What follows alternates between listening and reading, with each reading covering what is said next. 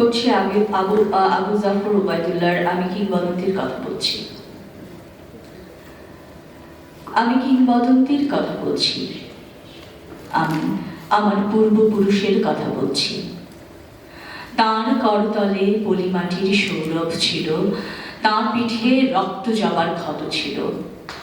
তিনি অতিক্রান্ত পাহাড়ের কথা বলতেন, অরণ্য এবং সাপদের কথা বলতেন, পতিত জমি আবাদের কথা বলতেন।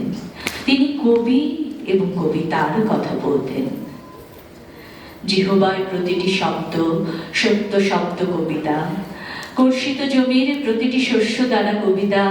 যে কবিতা শুনতে জানে না সে ঝড়ের আর্তনাদ শুনবে। যে কবিতা শুনতে জানে না সে দিগন্তের অধিকার থেকে বঞ্চিত হবে।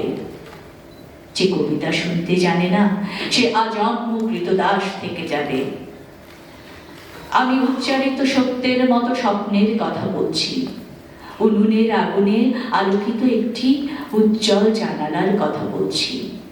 আমি আমার মায়ের কথা বলছি।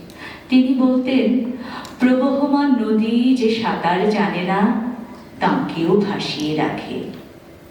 যে কবিতা শুনতে জানে না সে নদীতে ভাসতে পারে না। যে কবিতা শুনতে জানে না সে মাছের সঙ্গে খেলা করতে পারে না। যে কবিতা শুনতে জানে না সে মায়ের কোলে শুয়ে গল্প শুনতে জানে না। আমি কিংবদন্তির কথা বলছি। আমি আমার পূর্বপুরুষের কথা বলছি। আমি বিচলিত স্নেহের কথা বলছি। গর্ভবতী বোনের মৃত্যুর কথা বলছি। আমি আমার ভালোবাসার কথা বলছি। ভালোবাসা দিলে মা মরে যায়, যুদ্ধ আসে ভালোবেসে মায়ের ছেলেরা চলে যায়। আমি আমার ভাইয়ের কথা বলছি। যে কবিতা শুনতে জানে না সে সন্তানের জন্য মরতে পারে না। যে কবিতা শুনতে জানে না সে ভালোবেসে যুদ্ধে যেতে পারে না। যে কবিতা শুনতে জানে না সে সূর্যকে হৃৎপিণ্ডে ধরে রাখতে পারে না। আমি কিংবদন্তির কথা বলছি। আমি আমার পূর্বপুরুষের কথা বলছি।